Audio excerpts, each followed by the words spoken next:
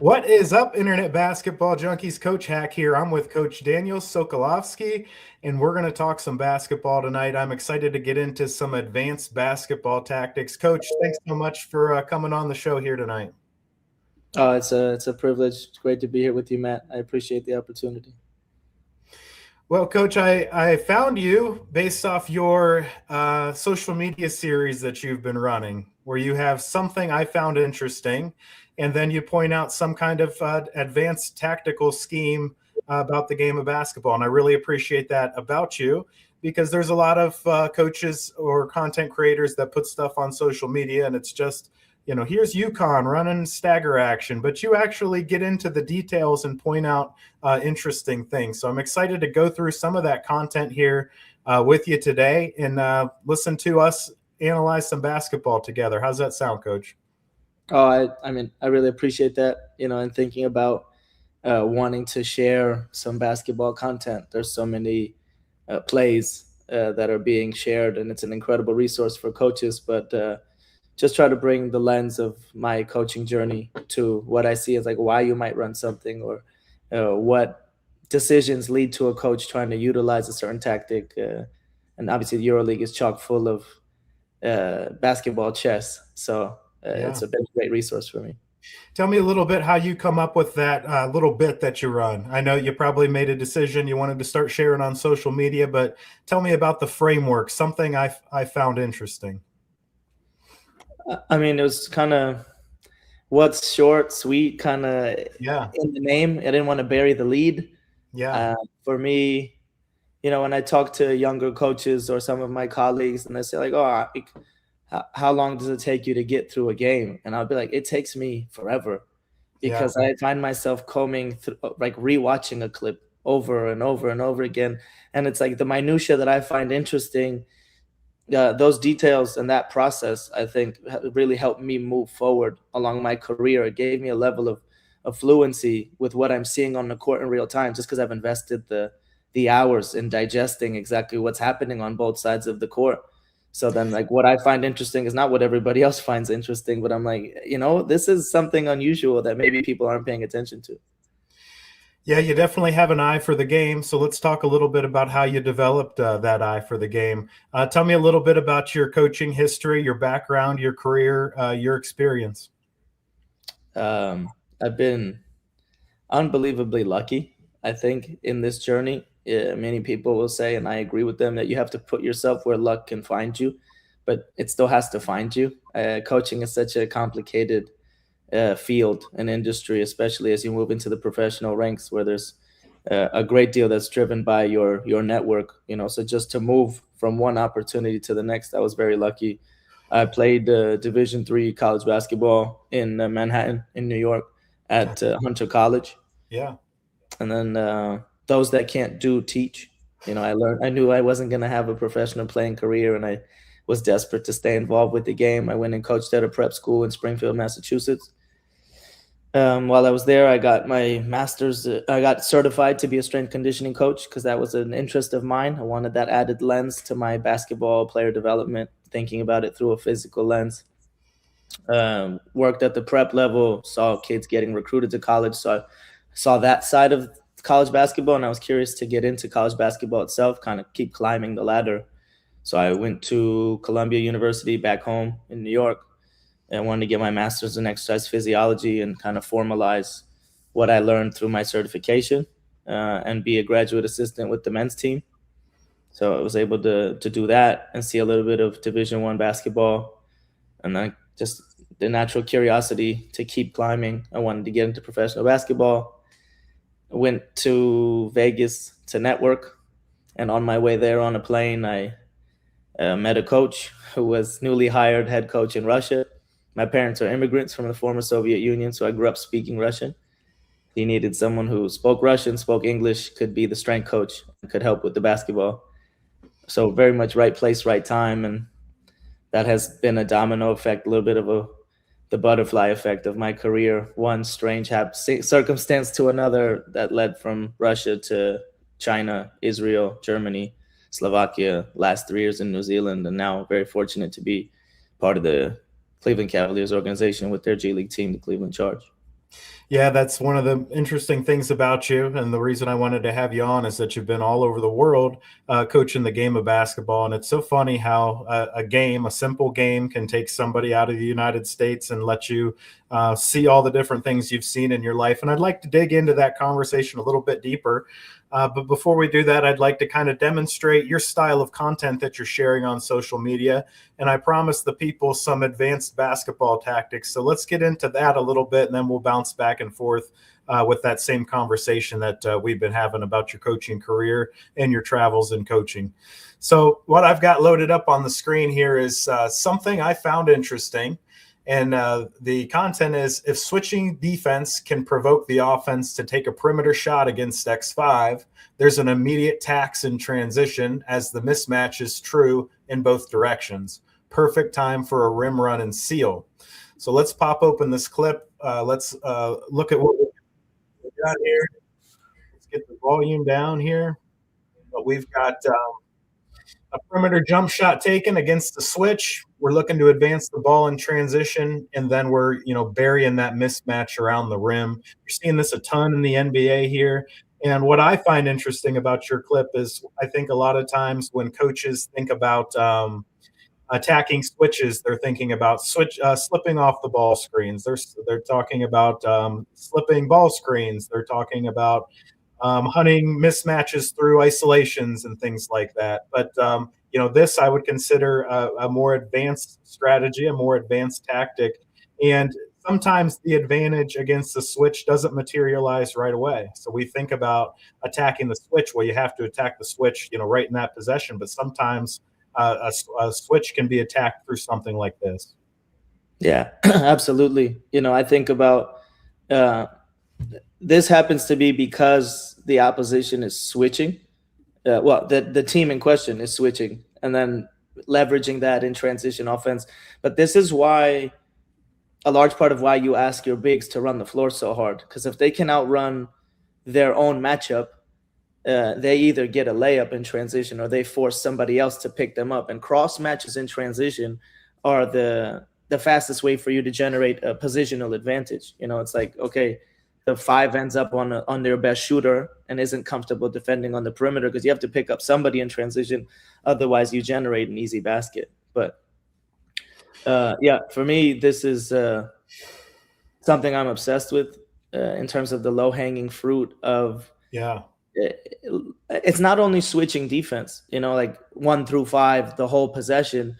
There's probably 90% of organized basketball levels will probably have a rule in place that if there's a pick and roll in the last 8 seconds, you're going to switch that to minimize rotation and try to force that into a late clock isolation. So this is probably something that happens in any organized game at least 3 to 5 times per game. And it's just, if everybody's aware of it, you get a layup or a foul. It's just drawing our attention to that. And it's amazing to be, at each level, you receive players that have come, from college or from the G League to Europe or from Europe to the G League and vice versa. And how inattentive they are to the fact that they have an advantage in transition. Like they don't realize who's guarding them half the time. And that's an educational piece for the players. Yeah, so with a tactic like this, how much of this is like system oriented, where coach is telling players they want to look for something like this, or is it just kind of an accidental thing that happens? I see this all the time in NBA basketball. I see LeBron James running down the court and pinning a smaller player under the rim in transition. You see this all the time in EuroLeague basketball. How much of this is an emphasis through a system, and how much of it is just players playing basketball? I think it's something that I, for one, if I'm installing switching defense, or if I know that the rules I'm putting in place, there's plenty of teams that would divide a 24-second shot clock at the professional level into kind of threes and even 8-second increments. Pick and rolls in the first 8 seconds. We're trying to not open the defense before it's set. So you're trying to take some unders. You're trying to neutralize that first pick and roll 2-on-2. In the middle 8 seconds, you're going to have your base cover. And probably in the last 8, you're going to want to switch and then force the defense to find a solution. And something you teach early and often, if there is a shot from the perimeter, we're going to want the other 4 guys to, okay, so there's a trade-off here. Your best rebounder is on the perimeter, and you have a choice to make. Am I going to send him back to help because there's going to be a rebounding mismatch? Because the mismatch is on both sides. The big is defending a guard, and our guard is defending a big. And there's going to be an offensive rebounding mismatch, which we talk about in switching offense is one of the advantages. If we couldn't punish the interior mismatch directly, the secondary benefit of the mismatch is the offensive rebound, which is always something you consider when you say, should we switch or should we not? Well, can we get the offensive rebound? Can we get the defensive rebound, or are we going to pay the tax on the glass? Yeah. If you're confident, for example, you have bigger wings, or you have a bigger guard that you can switch with, and you think you can win that rebounding mismatch, I don't see why you wouldn't do this on every possession. Yeah. So it becomes a system. Yeah. And I look at things through the lens of a high school basketball coach, because that's my experience. And I think about with the things that I post, I might use professional clips or college clips to demonstrate a concept. But I think of things a lot about through the high school basketball lens. And one of my thoughts with this is like, I've only got one tall guy, or I've only got 2 tall guys. So am I going to send one back in transition? And, we need that rebound pretty bad. So that's, something to think about for, coaches at some of the, the high school level or the lower levels is you may not be able to get a rebound without your best rebounder trying to execute a strategy like this. But this is definitely an interesting way to consider attacking a switching defense. So, Coach, you've got this global basketball coaching experience. I know that it's hard to summarize into kind of one answer, but I'm real interested. You've coached in Europe, you've coached in Australia, you've coached in the G League professionally. How do you think that's kind of shaped the way that you think about the game of basketball? Yeah, being a global citizen has been an absolute privilege, basketball wise, and from a social and humanitarian standpoint. But I tell people that you say, oh, all these different experiences, what takeaways do you have? What gives you a unique lens? And I say it kind of distills down what's true for everybody. Having so many disparate experiences kind of has forced me to string together through that common thread that people are ultimately people and players are ultimately players. There's going to be some cultural differences in terms of how you want to speak to them, or social hierarchy, or customs around what role sport plays in the society versus other priorities. Like how much of being an athlete really defines their identity. These are the nuances that you want to kind of tap into, but the common thread that people have, fundamental basic needs. They want to feel an element of kind of autonomy over their growth. They want to feel like they have some skin in the game. Everybody wants to feel good, be good at what they do, a kind of mastery, and then purpose. Everybody wants to feel like they're contributing to something bigger than themselves. I'm paraphrasing from a Daniel Pink book, Drive, where he talks about kind of 3 core drivers of human motivation: autonomy, mastery, and purpose. And I've just seen that embodied across, 4 different continents, and human behavior. It's pretty consistent. So basketball humans are the ultimate performance variable. It's a people business first. So that's kind of the common thread through all of these experiences. Yeah, tell me about the differences in how the game is played in different places of the world, and also how the game is taught in different places of the world. Oof. I think we might need more time. I think this has been a very loud and amplified discourse, especially post the Olympics, around the diminishing advantage that the United States has in terms of its development model and its kind of dominance over international basketball. And I'll say every advantage can also be a disadvantage. I think we think about this all the time in the tax of tactics in basketball, but it's also in the approach. For example, I've been recruiting American imports to come play in international leagues for the last 8 years. And it's like the role you need them to play often is like, who is when the play dies, who is going to be the individual advantage creator, who's going to help us save a possession or tip a domino, who's going to be strong in isolation. Because many of these countries, especially in Europe, the young formative instruction is around team solutions to advantage identification. It's rooted in pick and roll. It's rooted in 3-on-3, 4-on-4, 5-on-5 game. There's a lot less individual instruction. The premise of a trainer, which has dominated American basketball culture over the last 15 years or so, has largely still been foreign. It's growing in popularity. Everything's kind of trickled over slowly as far as, media and the social media around basketball training has also trickled over slowly into, I think, international waters.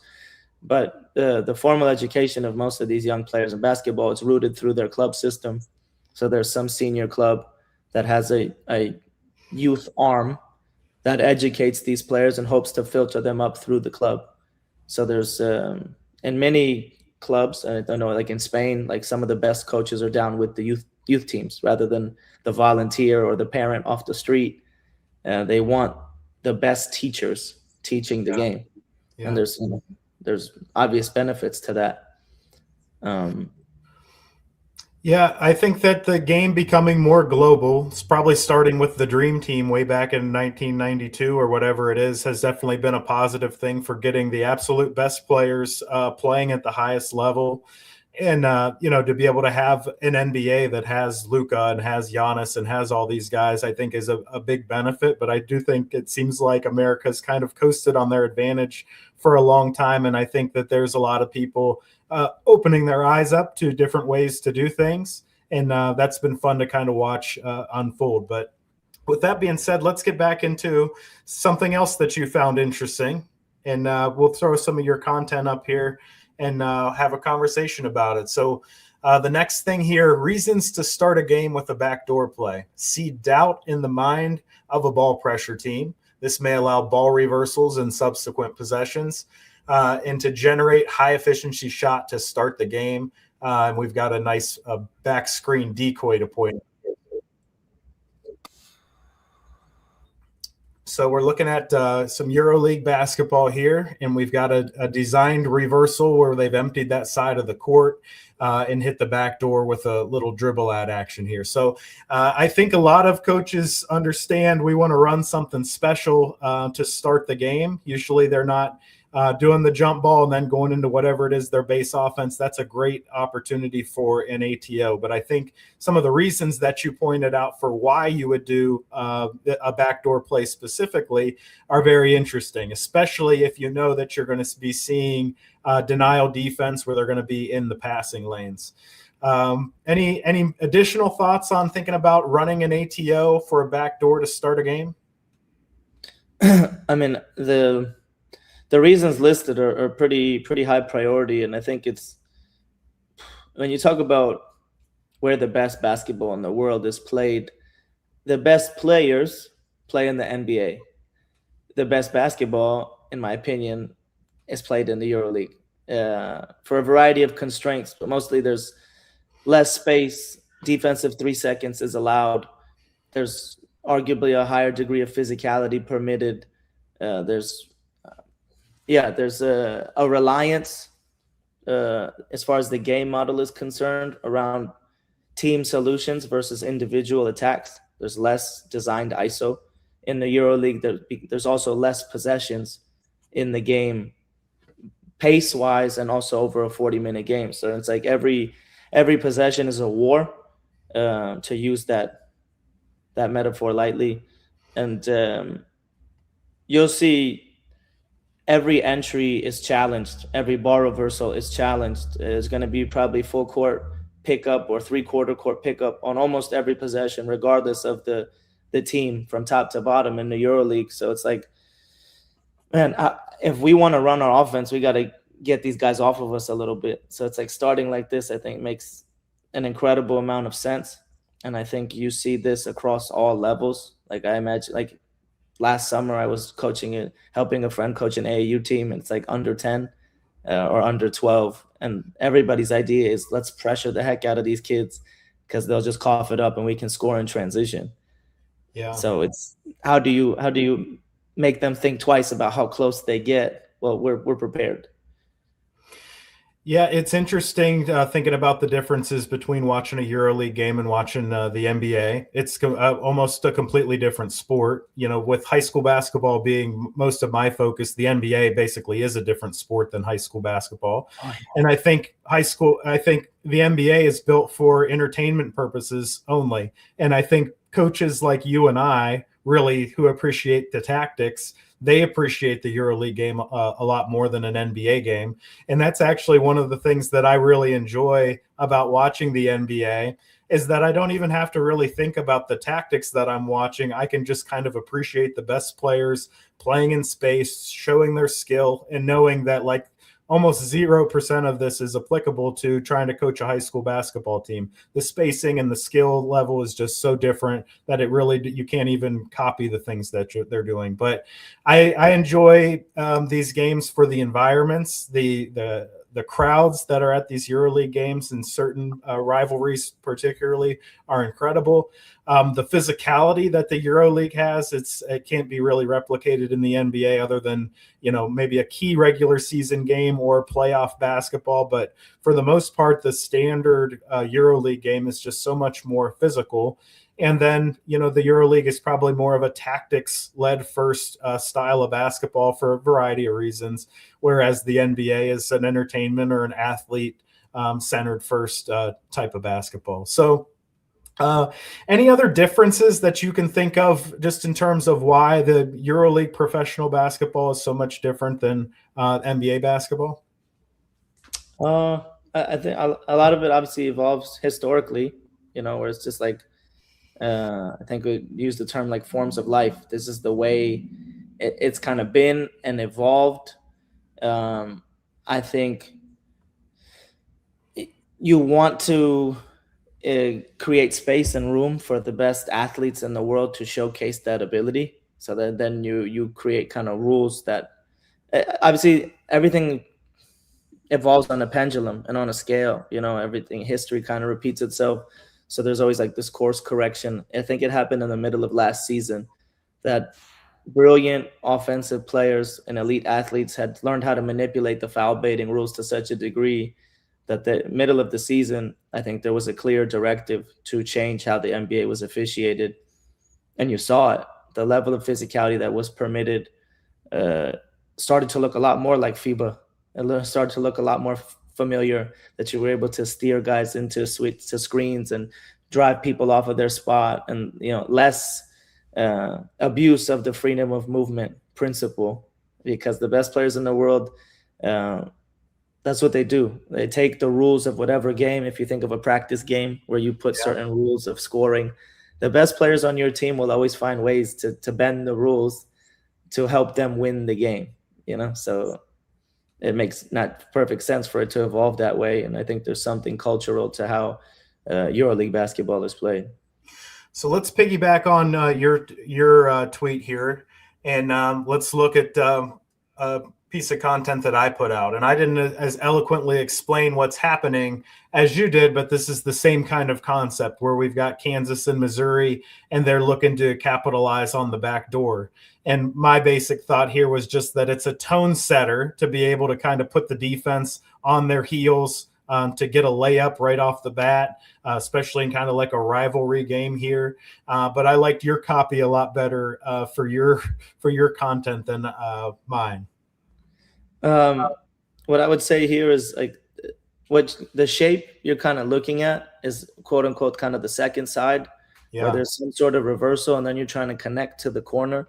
This Yep. is one of the most tightly contested actions in basketball at every level. That, you know, I use a lot, and you figure out how you can punish this. The backdoor is a common solution. It's just interesting that they knew this would work because it's almost a little bit reliant on bad, quote unquote, bad defense. Because there's Yeah. no reason that the weak side corner shouldn't be involved, if that makes sense. Like Yeah. if you just paused it right there when he's about to take it to that second side, you would have been better off kind of staggering away or somehow engaging that weak side corner for him to have some responsibility, because the left corner defender, once the ball, if you just keep going, once the ball goes to the player in the slot who's about to pass it to the back door, Yeah. So Yeah. what coach is talking about here is the ball is moving to the left, and when the ball changes to be back going to the right, this defender needs to not be hugging up on this defender in the corner. He needs to be sliding into help defense. So if they put this defender into a stagger action of some sort or some kind of screening action, that would probably justify the baseline being as open as it was. But all it took was just a little bit of movement, sending the ball to the left for that defender to be hugged up. And what we both missed in watching this clip is this player completely traveled to start the game. What do you think of that, Coach? You nailed that one. Yeah, you get away with murder sometimes in the game. I think of it as a trivial. I think it's honestly good officiating. It's like to just call things for the sake of being right. The action has to have some significant influence on the game. If he was under pressure and he traveled, that's different. So it's your opinion that official should not have called that travel. I agree. Yeah. Really? It's inconsequential. It didn't give him any advantage, and the defense wasn't trying to provoke that travel. So it's marginal. As a ref, you have to feel that, like, in a game of this gravity, that's not something you should call, in my opinion. I would just say the rules are the rules. You've got to dribble the ball. You can't just walk with the ball. But that's an interesting take on it. I'm interested to hear, as somebody who analyzes the game deeply, what are some things that you think a casual fan really misses just watching the game, as opposed to you, where you're really paying attention things from a strategy standpoint? I think at the good levels, the well-coached teams at any level, they are collectively responding to a decision by the defense. Every action has a reaction. So when a team plays a pin down, which is just like a screen going to a player in the corner that doesn't have the ball, trying to get him open, the defense has usually 4 options. And they can chase it, they can top lock it, they can gap it, or they can switch it. There's really 4 solutions there. And then there's like a domino effect that trickles out for the rest of the possession in good basketball, offense and defense. Every choice has a consequence. And the best offensive teams have collectively built a solution to punish whatever that choice is. And the best defensive teams have made their choice knowing what the most likely reaction is from the offense. And this wrestling match that goes back and forth and teeters back and forth until there's finally a shot or a turnover, and that's every possession over and over and over again. That's why I referred to like how long it can take me to watch a game. I don't particularly enjoy watching live because I feel like I'm missing so many decisions and choices, and it's like, oh man, I need to go back and rewatch this because there's so much that I would have missed in real time. You can't catch everything. The more you spend chewing over games after the fact, the more you see live, but you never catch all of it in real time. Yeah, the casual fan doesn't even know what a top lock is, or maybe even what a wide pin is. So they're missing those kind of things. And I think even basketball coaches that aren't at higher levels, they're not understanding that screen might be played differently. And that is through coaching, that there's been a tactical change or an adjustment of how we're going to play the screen. You might have a team philosophy for how you play those types of screens, but you also might adjust it for a specific player, where if it was the sniper on the other team, the best shooter, you might run a top lock where you might chase it for other players or do some kind of different coverage. So there's all kinds of things once you really get into the minutia of the game. How would you help like a younger coach improve their observational skills in watching a basketball game? There's you can't cheat the hours is a quote that I like, as far as I can tell you all of the things that I've digested over time, but that won't mean that you know it and you can recognize it when the time comes. So there's identifying a high quality team and just taking apart one of their games as slowly and as intentionally as possible, And there's an if then statement for every action that happens over a possession. You say, here was a ball screen, here was the choice of the defense, here was the response of the offense. Why do we think what happened and why? And then say, why do we think that each coach chose to play in that spacing with those two players, and why did the defense choose to cover it in that way, and on and on and on. Yeah. You're trying to evaluate the why rather than the what. You say, oh, what is Thomas Isalo running in Memphis? Say, double Iverson, and say, oh, I should run double Iverson. No, like what about that action uniquely suits his players or provides a spacing template that allows them to flow from action to action in spacing, that leverages the strengths of their personnel? Like, what decisions went into using whatever tactic? That's what a young coach should be trying to discern, rather than like, what's hot right now. It's cyclical, like all the actions have already been played. There's some sort of evolution here and there, but the big rocks, they're never going to change.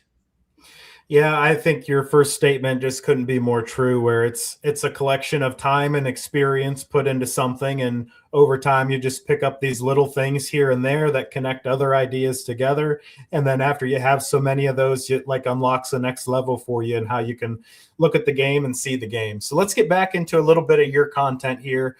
We're sticking with the EuroLeague. Is all your content online EuroLeague specific, Coach? I would say 70% of it, maybe 30%, I've taken from different leagues around the world and FIBA national teams. So it's still a lot of European content, Yeah. but just the national team setting. Yeah, so we're looking at Valencia, who's you're noting second in the EuroLeague in pace. I would imagine is Paris is the fastest playing team. Second to Paris, uses a variety of early offense actions that allow it to maintain its speed. Pistol get is an effective tool to encourage players to kick the ball ahead and to punish aggressive denying defenses. So there's a lot to unpack here with this statement. And we're talking about being able to flow a transition offense into a conceptual option-based action, I guess, here, and just keep things flowing. So what you don't want to do as a transition team is to push the ball ahead and then stop and set up in something. You want to have a nice natural flow into your next action. So the get action is just passing the ball ahead and then chasing that pass. And from there, you'd have opportunities to receive a handoff, or that player can keep the ball and you can flow into a next action here. So this is interesting, as you're pointing out, that this kind of action actually encourages the offense to keep pace, where a point guard might keep the ball because they have a drag screen to work with if they keep the ball. But if they pitch it ahead, they can still get it back through this action. So I love all the things that are going on here. There's a lot to unpack. Is there anything else that stands out to you as I get to roll this clip for the audience to see? Pistol get. I would say that, just speaking about the transition from FIBA basketball to the G League this year, and trying to kind of obviously marry some ideas and figure out kind of what's important in this ecosystem. The emphasis on pace in the G League, it's the fastest league in the world by a considerable margin. There's maybe only 2 or 3 teams that don't play at over 100 possessions. Obviously, it's a 48-minute game, but even prorated to 40, the G League is by far the fastest. And we know from an analytical standpoint that early offense, the best half-court offense in the EuroLeague in Europe operates at 1.08 points per possession. The best transition offense is north of 1.2. And you say, well, on 100 possessions, I'm 12 points better than you. Then the best team, if I play faster, is one of the conclusions that you can draw. So wanting to, as an offensive coordinator in the G League, wanting to maintain the emphasis on pace, something that pillars that we put in place were around quick inbounds, and then we wanted to lead the league in kick ahead or kick across passes. How can we incentivize the pass ahead? Because the ball travels faster than any player could. So how we skip it across the floor, or how we kick it ahead up the sideline and then play from there in space, how do you create incentives like that? I think this is a fantastic action to encourage players to get off of it, knowing that there's a 50% chance, maybe more, depending on who you pass it to, that you're going to get it back. And it just keeps the pressure on the defense. So you'd mentioned analytics that back up playing fast improves your efficiency. And where do you think that change kind of came from? You've got, influences like these Steve Nash 7 seconds or less Suns, which is like slow basketball compared to the normal basketball that teams are playing now. You've had James Harden. I know that the G League implemented that system that they were using with James Harden in the G League and played a lot of that. I don't know that that's a tremendous pace, but it is a lot of that spread ball screen action and working the ball in transit at a transition first. What do you think that the main influences are for this kind of coming up through the various levels and now kind of basically being the standard of how basketball played? Because if you watch the NBA, every team is basically pushing the ball. A few teams in the EuroLeague push it a little bit harder than others, but there is really nobody that's actually walking the ball up and playing half-court offense as their standard. Yeah, as for obviously on an every possession basis, no. I think there's still some of the better teams in the NBA. The downside of transition is, as a coach, you relinquish control. There's an element of chaos and randomness that comes with the speed that you're trying to leverage, but every benefit has a tax. So with some of the better teams in the NBA that have clear alphas, number one targets, you'll see in money time that the game will slow down, and the coaches will make sure that the ball gets to Jokic, to Giannis, to SGA, to Luka, to LeBron, insert superstar here. So there's a pace with purpose is what I prefer to educate my team on, that we want to go fast when we see advantage, versus trying to ram it down the throat of a neutral defense. And then it's not necessarily that because it's neutral we go slow. We want to be quick to some sort of trigger that gets the defense out of neutral, everybody matched up with somebody, and creates some sort of spatial or positional advantage. I feel like I went on a bit of a tangent and lost your question. No, that's okay. And so, like from a high school basketball perspective, a lot of teams will try to play fast, but they'll try to play in a very structured way that's fast, where your two is going to run on the right side every time, and your three is going to run on the left side every time, and your five is going to rim run, and we've got a point guard that we're going to hit in the outlet box. But there's a lot less structure in the upper levels of how things work. Tell me a little bit from your experience. Obviously, being with the Cleveland Charge, being with the New Zealand Tall Blacks, you have an understanding of how does this transition system get laid out? Is it basically you're trying to get to certain shapes and certain alignments, and then you're flowing into actions from there where there's kind of a menu based on where the ball goes or who's in what position? Give me kind of a rudimentary version of how that transition sets up as opposed to how it is in high school where it's a lot more structured. The goal is, how can we make fast frictionless? How can I remove the barriers to speed? So when you assign very rigid lanes, this player X has to run in spot Y.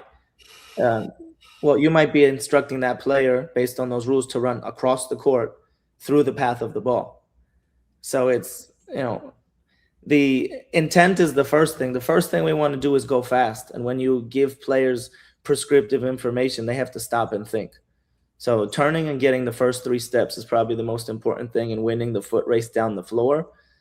Then there's definitely a spacing template around, if we did not have advantage, we'd like to be arriving in one of 3 or 4 spacings.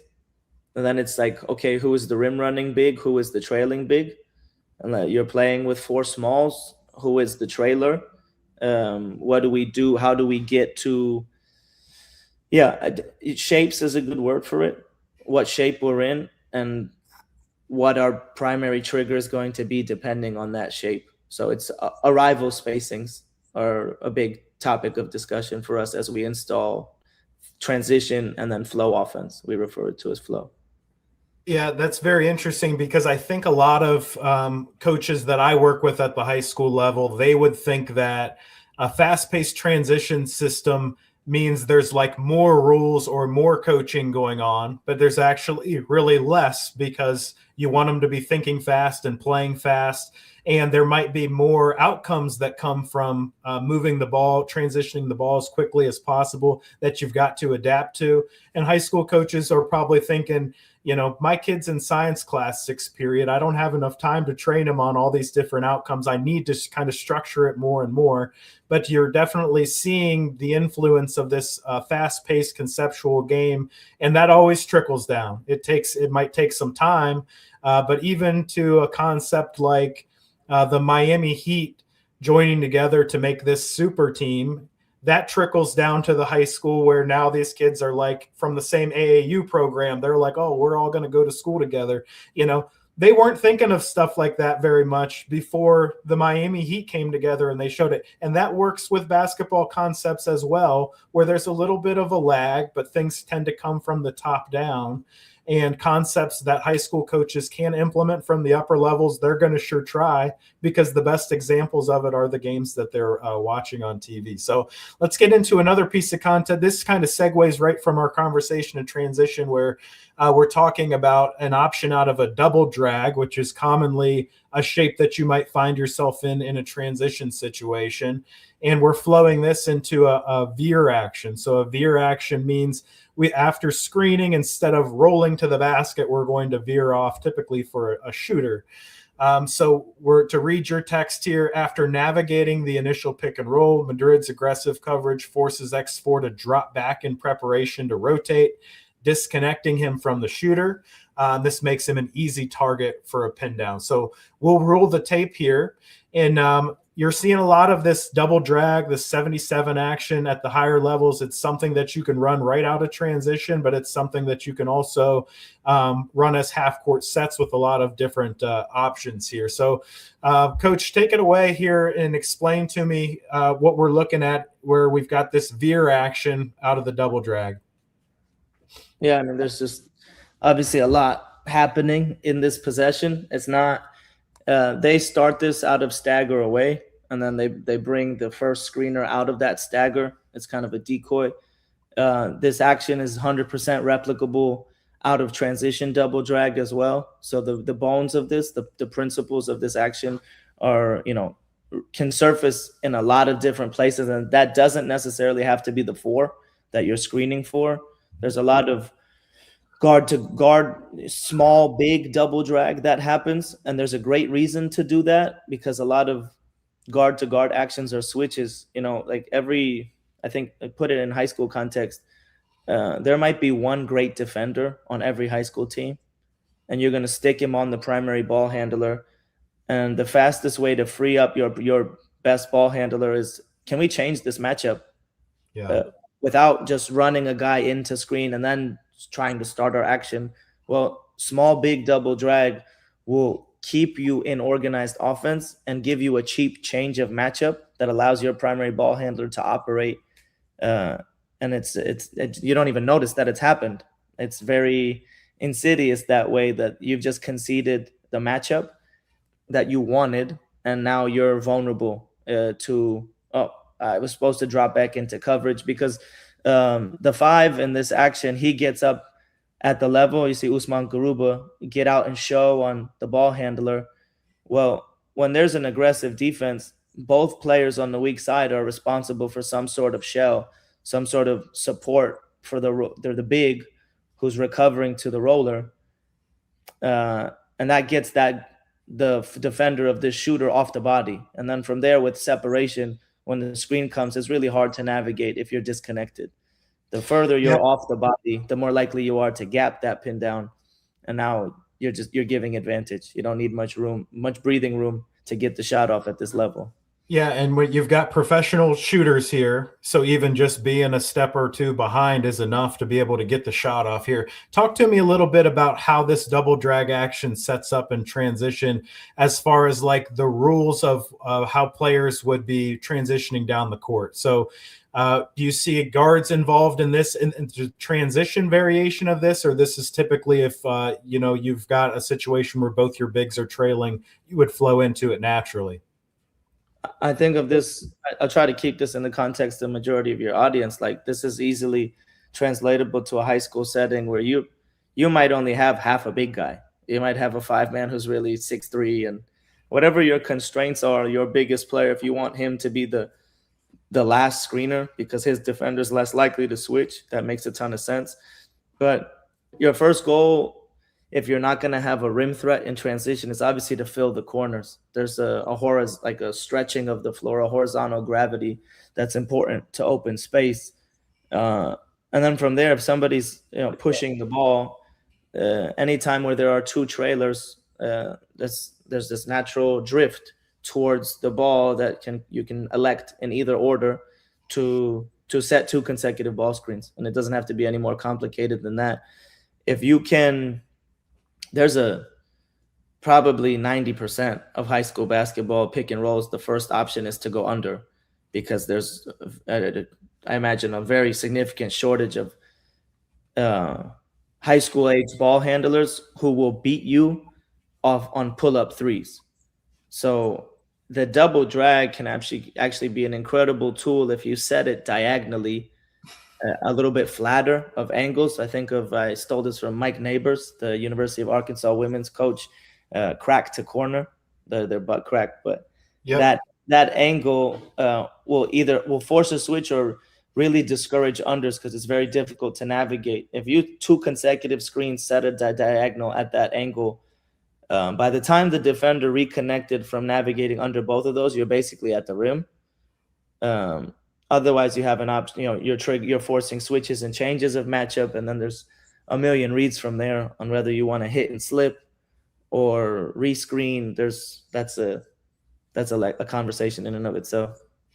Yeah, so let's stick with the double drag action. I actually had kind of a forward thinking college coach way back in the day, and I was a point guard, so I got to navigate a lot of these double drags. We certainly didn't do all the things that people are doing now out of the double drags, but this is probably my favorite here, where I would call this, uh, I would call this action 77 skip.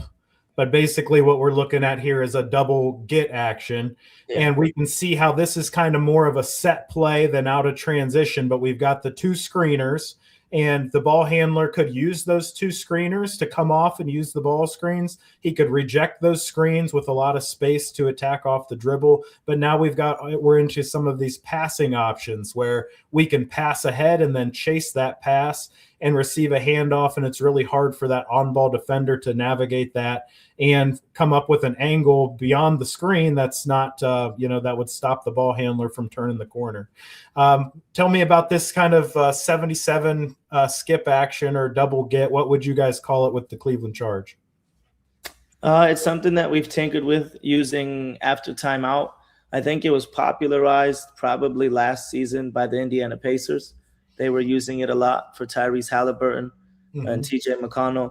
I think there's a lot that's interesting about this action, but if you just paused it when the big catches the ball, there is Zoom action is extremely popular right now for a variety of reasons. It's like, a hypercharged pick and roll. So what you see is basically a masked Zoom. There's a screen away, and then it's this north-south angle that makes this so difficult to defend. That if you want to navigate under both, you're getting off the body. The rescreen will be an advantage. If you get a good hit here, because of the height up the floor, you see that the first screener's defender is dropped back basically onto the top, basically to the three-point line. He's not in position to physically switch. So if you wanted to switch on that hit, Pritchard is probably getting this with a head of steam because that defender on the three-point line is so far back. that he's not going to be ready to corral the ball. You'll have to engage the big. And now if that big hands it off and rolls, somebody has to come in and help him. One of the tag guys is lifted because of the shape of this action. And the other consequence is that if you choose to switch just that first screen, it's basically splits really high up the floor. It's just masked. Splits is like hit the elbow and then screen away. You might be opening a direct roll to the basket, not for the ball handler, but for the first screener. Yeah. So what Coach is really talking about here is all kinds of stuff can evolve out of this action. He doesn't have to necessarily chase and go receive the handoff. This first screener can slip. The player that's chasing could back cut if they overplay. But the real interesting thing to me here is when we first started really seeing zoom action, it was a lot of from the top of the key to a player in the corner. And now this is kind of evolving the spacing and the angle where we're keeping that same action where we're screening into a handoff, but now we're doing it in more of a horizontal fashion to attack in a different way. So I really love kind of the innovation of how these offenses are working. I remember seeing the Lakers run it last year, but I know the Pacers had a tremendous amount of success with it as well. Hey, Coach, if you don't mind, we've had some comments come in. I'll fire them up on the screen, and I'm going to let you kind of take it away in what people are saying here. Coach Bakari appreciates our conversation. We had somebody early on when you were talking about your coaching journey where you had done some networking, you've met some people, you attribute it to luck, but I think everybody knows that luck doesn't just kind of fall out of a window and hit you. You've got to do some of that yourself there. Shot creation is a valuable skill, but I think its value increases in better structured offense. Pace with purpose. I'm definitely stealing that. That's when you were talking about the transition. Go on more tangents. I'm learning. There you go, Coach. You were worried that you were boring the audience, but you actually were connecting with the audience there. Question: how does a high pace of the G League impact your offensive philosophy, especially given your background in more deliberate and structured offenses? So I would assume that question is for you. Do you have a background in deliberate and structured offenses, Coach? That is a great question. And in my first years in European basketball, my first 2 years in Russia, Israel, even that fourth year in Germany, working for a master coach who's still building that club in Chemnitz, Rodrigo Pastore. He's a great watch. I highly recommend. His team is playing in the Euro Cup this year. Those first 3 years, it was a lot less emphasis on transition concepts. So it's kind of classically, quote unquote, European, half court sets, this action, this play call, trying to constantly chess match and tinker with the floor and manage every single possession, which doesn't give a lot of freedom and autonomy to the players. And when you have talent, you can undermine it by trying to overly constrain and control every possession. And that's always a friction that you find with players that say, man, the best coaches I played for were coaches, because they let me rock, so to speak. And there's that fine balance. And then I get to Germany. This was a coach a little bit ahead of his time. We were running some 5-out. We were running in lanes and shapes that led immediately into our half-court actions. We were trying to transition faster without stopping to play call. We should be calling it on the run, and our arrival spacing should permit any one of those actions to be functional, because we had designated some lanes. I think in my last 3 years overseas with the New Zealand Breakers, there was definitely a deliberateness to our half-court offense, but we were also running a transition pick and roll flow, where there was an intent to see if we could break open the floor, break the defense on an initial pick and roll. That transferred to a second side interaction between usually your 4 and another guard, and then it came back to the middle for a third pick and roll. So everything was about read the cover on the initial ball screen, see if we can generate an advantage. If not, let's move off of it. Use that small advantage we created on the first pick and roll to play it on the second side and see if that helped them break it open. If we couldn't break it open on the second side, don't force it, because there's going to be one more ball screen with your primary ball handler in the middle of the floor. and then read the cover again. And specifically in my last 2 years, we had a jitterbug pick and roll ball handler who actually played for Thomas Isolo in Germany and then came to us. And so he was very familiar with speed and simplicity, quick through our actions, trying to generate angles for him to go get a paint touch because he was one of the fastest guards in international basketball, Parker Jackson Cartwright. And then all that deliberateness, you show up into the G League. And I wouldn't say it's utter chaos. I think we're always trying to figure out how do we magnify the strengths of our players and minimize the weaknesses. That's what every good coach is trying to do at every level. We're trying to answer those same questions. How can we go quickly without it devolving into mush and random isolation, or just one pick and roll, and then we just stand and look at each other? So that's been stretching for me as a coach. It's been really challenging to adapt. And in doing so, it's forced me to answer some interesting questions, shape out some of my philosophy and change some of my approach. But I think one of the best concepts we have is that if we go quickly and we arrive after trying to score in transition, not necessarily immediately a ball screen, but we're probing and we don't have anything and the possession gets to neutral, we've worked on a concept called yellow. And it could be insert name here, but the idea is that we're going to try to re-trigger the offense immediately. There is no ISO. That can be pass and follow, pick and roll, and off of a chase. That's your best time to reject because the screen's coming towards you and you can rip away. It can be a get game, a pass and follow with a bigger player as an outlet. It can be a ghost. It can be an off-ball screen. That's for you as a coach to choose the menu of your re-triggers that suit your personnel best. But the concept of, if you really look, there was definitely some inspiration from the Indiana Pacers last year, where you hear Rick Carlisle very clearly say, "No neutral attacks." If it's matched up mano a mano, we want to initiate some sort of action before we try to bend the defense again.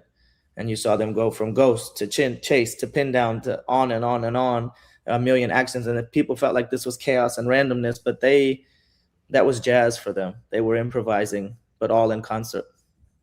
Yeah, I had a coach on a couple weeks ago, and he gave a presentation on something he's calling the fix-it offense. This was Coach Winkleman. And basically his concept here is, when you have a broken play, when you have a broken set, instead of pulling the ball out, putting the ball under your arm and calling out the next set play, how do we get into some kind of action that can generate an advantage for our team and we can just keep playing basketball? And if you watch the NBA, there's a lot of fix-it basketball in the NBA because they don't have enough time to do anything else. They try one thing and then they're basically into this kind of fix-it offense. So that's exactly what you were talking about with that yellow concept. Let's go one more comment here, if you don't mind, Coach. It seems like the audience likes it when you go on your tangents here, so we'll give you an opportunity to do that. Doing some film study on the charge. Wanted to hear more about the development of the Horn 77 sets throughout the seasons. Anything on the Horn 77 concepts, Coach? If you go watch, you'll see that is not necessarily a shape or an action we use in transition. As far as there's a handful, especially maybe in the last few weeks, where we've had a high leverage four-man that we wanted to put in some screen-to-screener type of situations, that we'd use a little bit of double drag as a decoy to then run a stagger or whatever, kind of like double drag that leads into stagger and then bring that shooter back out. It's not a shape that we've leaned into a ton. Our transition pick and roll concepts lean heavily on manipulating space. I think the cut slide concept has become pretty popular in recent years. I think we take from the Cavs. The Cavs would be a tremendous study on this. And then we've done a decent job of, the shape of our floor is constantly changing because when the ball comes towards us, we all move. When the ball moves away from us, we all move. So this puts a lot of stress on tags and on plugging and choking and digging into gaps, because you're always recovering to a player that's no longer where you left him, and that creates some longer closeouts. And so when you marry this with a pick and roll, you see just a lot of drags with an early clear out of the two side, and then we're in a long kick out, or everybody's busy chasing their guy, so there's no tag and we get a lob. That would probably be a better study of charge basketball than necessarily anything from Horns or 77. Yeah, I've really enjoyed the watching the Cavs. I'm in Ohio. I'm in Canton, Ohio, and it was interesting watching Atkinson come in and kind of the revolution that took off with their offense and changing how they played the game, just the pace and the concepts and the freedom that they played with. It was so different.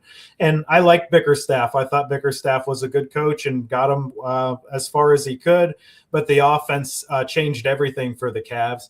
I don't appreciate that being somebody from Canton, you guys have like disassociated with us down here in Canton. Now you want to be the Cleveland Charge after for so many years you were proud to be the Canton Charge, and now you just forgot about us like that. It feels like kind of a relationship breakup there in a little bit.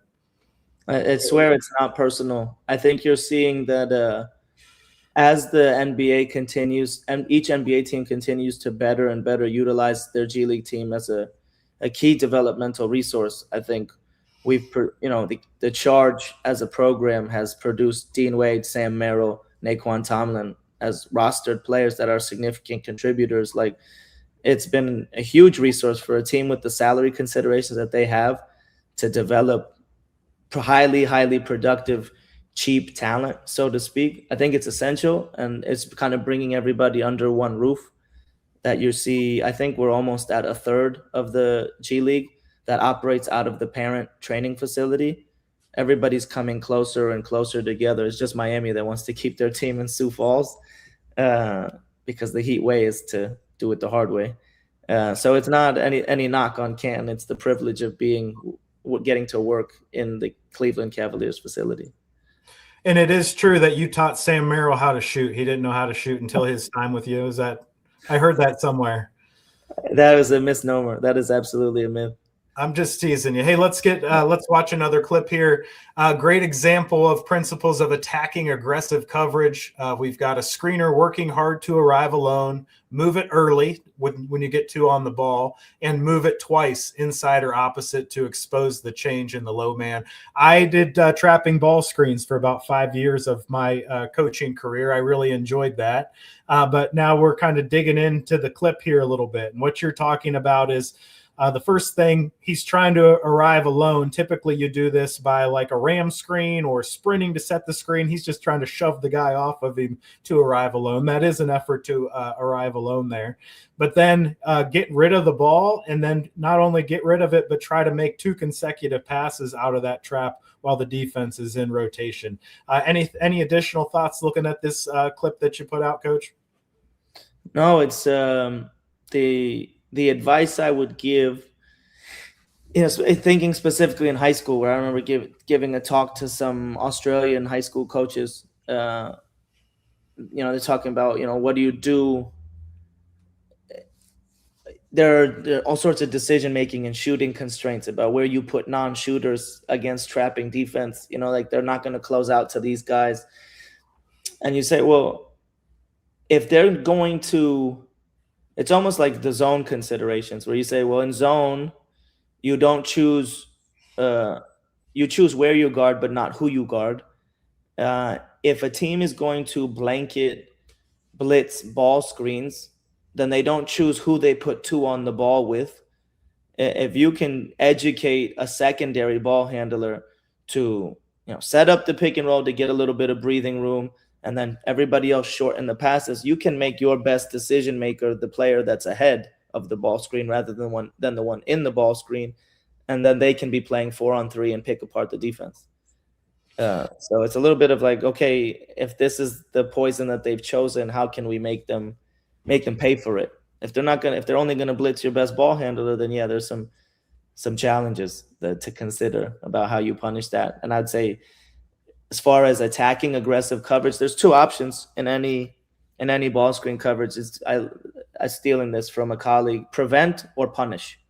You have 2 choices. You can choose to not allow the defense to execute their cover, or you can choose to attack it head on.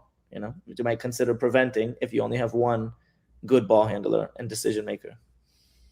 Yeah, I really appreciate how you articulate yourself around the game. It's definitely obvious that you've put your 10,000 hours in or whatever it is.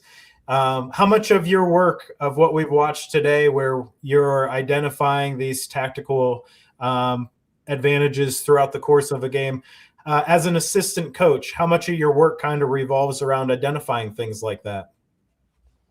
Uh, I don't think necessarily now the work is about identifying it as much as it feels almost intuitive. It's more about figuring out how to teach it to our players. I can be this encyclopedia of knowledge, but if it all stays in my head and it can't get transmitted to the group, it's kind of useless. Yeah. So it's figuring out what language, what exercises, what small-sided games, what constraints I'm going to put on any practice activity to help us pick it up as quickly as possible. And I grade myself on execution, what our team can execute in real time in the heat of battle, rather than what amazing clip I was able to post on. This is not coaching. This is if I was a video coordinator, then maybe Yeah. I'd feel really proud about it. Yeah, I guess as an assistant coach, how involved are you in the scouting of particular teams? Are you getting packages handed to you to help that are already kind of broken down? Are you in the weeds with that at all, or how does that process work? Well, even when I become a NBA offensive coordinator, yes, my wonderful militia of video coordinators will hand me the next 5 games broken down, and I can dig into the weeds. Uh, in the G League, we are a small and tight and highly effective unit, and everybody carries their own weight. So, as the offensive coordinator, I'm watching opponents usually last 3 games, and I'm looking. I watch the full game, but my eyes are peeled on what defensive coverages they use. Their and how their defenses change depending on the lineups on the floor. How often they choose to be aggressive with a key primary ball handler. We are reliant on one or two highly creative pick and roll players. So it's like, okay, we have some bigger wings. Are they switching 1 through 4, which is almost a blanket rule in the G League? You'll almost never see coverage with the 4. So it's like, okay, that's a button that we can press if we are tired of trying to attack the 5. We can use some guard to guard interactions. What are their off ball covers? Are they top blocking? Are they staying with their own? Are they switching? Because we've run some splits, we run some pin downs. You want to be able to prepare your players with the answers to the test. Here are the things that we do. Here are what they're going to do against them. Here, what is in you at this point in the season? You're not prescribing. You're checking for understanding. We've seen everything we're going to see. So pregame is, hey, this is what they do, and I'm asking the guys questions like, we're gonna run the splits game. They're gonna switch this. What's our read? Boom. They're all kind of answering in chorus. If there's crickets, I know I haven't done my job. Yeah. Hey, a couple more questions and I'll get you out of here. Do you have any advice for young coaches that might want to take a similar route to you, which is going overseas and getting coaching experience at a variety of different levels and countries and things like that? Yeah, it's been a common question because I've had such a unique path that in your early 20s, late 20s, you're like, I have the flexibility to do that. I'd love to do something like that. Again, I have to acknowledge how incredibly lucky I was to just meet the people that I did and have the skill sets that I had at that time. First and foremost is that just speaking the foreign language. I woke up bilingual, largely speaking Russian, and that just happened to be my first job. And the respect that the VTB league had prior to the onset of the Russian-Ukrainian conflict, it was one of the best leagues in the world. So to cut my teeth there for 2 years was an incredible entry point into professional basketball. I would say that you have to. It's the same answer I give to people who say, okay, how do I get into professional basketball? Well, depending on what your background is and where you're coming from, I really, really recommend combing through one's individual network. People forget how many people they know and how many people those people know, and it's the first or second order contacts that will usually get you a job. It's not like, oh, I randomly Lincoln messaged the assistant GM of the Timberwolves and he answered me, I'm going to work for the Timberwolves. That's almost never ever how it's going to happen. Having some initial contact with an individual does not make him somebody that is a resource for you to get employed. It's people who know you. So when it comes to something as foreign as going internationally, it's, do I have any heritage that I can lean into? Do I have any family in different countries? Do I have any external touch points where it's like, hey, I have this body of experience in basketball. I'd love to bring that to country X. Who do I know there? How would I get myself there? Am I prepared to volunteer in a certain space? Do I have somebody that I can live with? Like there's all sorts of considerations. It's cool, but I don't have great advice because I acknowledge how much luck was involved in me setting out on the path that I did. Yeah, I think generally speaking in life, people do want to help other people. But in order for them to help you, you have to first and foremost know what you want. If you don't know what you want, you can't tell people how to help you. And then once you know what you want, you have to ask people to help you because people can't read your mind, and they're mostly concentrated on what they have to do. Most people don't have all this excess time to sit around and think about how can I help other people. You've got to bring your opportunity of what you want to other people. And I think generally speaking, a lot of people really, really want to help. And that's general life advice, not just coaching advice. Coach, what do you think the tactical trends are that are going to be shaping basketball for, the next decade or so? Obviously, we're seeing faster pace. We're seeing a lot more conceptual play. What do you think the tactical trends are? I think it's going to be, we can't fully know, but it's going to be interesting to see the impact that interpositionality has on the game. There's like every day I'm seeing a video of another 7-foot high school player dribbling the ball up the floor, shaking his defender and hitting a step back three. So as positions become meaningless and you start I think the bones of basketball won't change.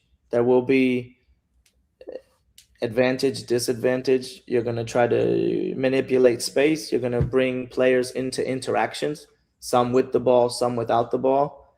But who's in them and for what reasons will continue to evolve.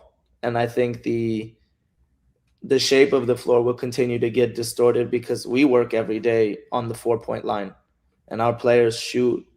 The 3-point line at the G League level is almost irrelevant. I don't know how many threes are actually shot 10 toes to the NBA line, and it's far. These guys, the shooting range continues to extend, and that will blur the lines. That will distort the shape of the floor. And then when you put 5 players on the floor that can shoot like that, on and on, I think that's going to be the real challenge, interpositionality. And then hopefully, I think the American school of coaching catching up on rooting more of the education around interactions rather than individual creation will enhance the game even more. Yeah, it's funny you mentioned that 3-point line being far away. And when I was playing college basketball, we were traveling, small college basketball. We were traveling to play a game, and we had stopped at the Atlanta Hawks facility to watch them practice. And then we were going to practice on their court on our way to a game. So we watched practice, then we get out there to practice on their court, and you're used to like spacing yourself around the court based on the lines on the court. So like you're standing kind of around the 3-point line and you go out there to drive to the basket from the NBA 3-point line. And it's like a whole extra dribble to get to the rim. I could get to the rim in 2 dribbles at the college line, and it's like 3 dribbles to get to the rim at the NBA line. But yeah, I definitely agree with what you're talking about here.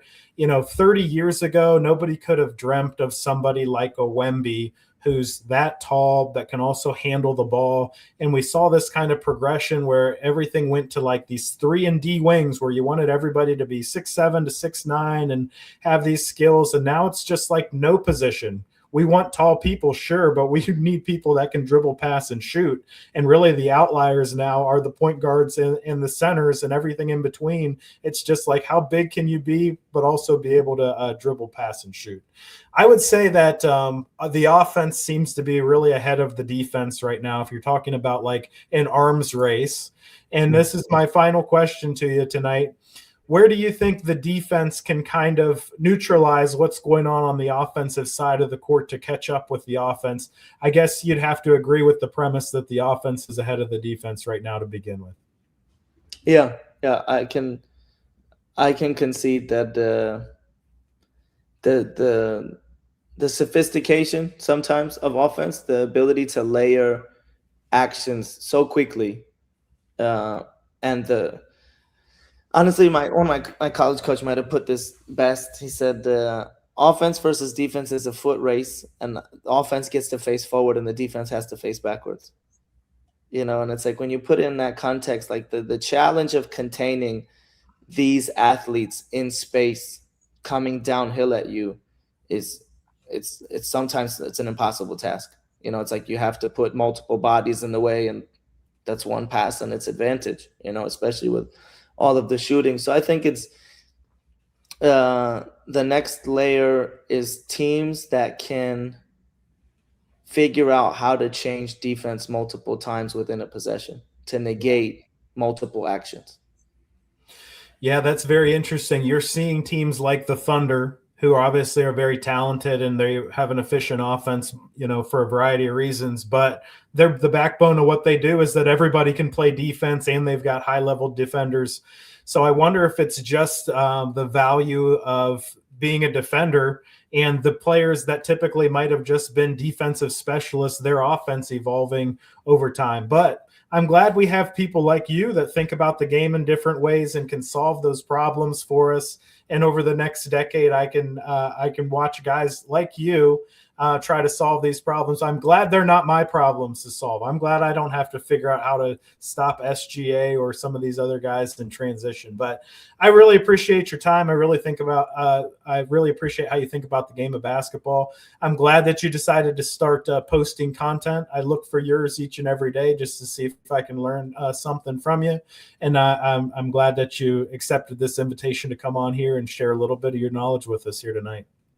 Thank you so much, Coach, for giving me the opportunity and the platform. These were some great questions.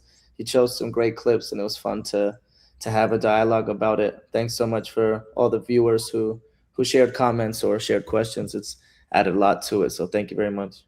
Hey, we're going to sign off for now. I look forward to connecting up with you in the future, and keep teaching us things on the internet there, Coach. I appreciate it. Will do.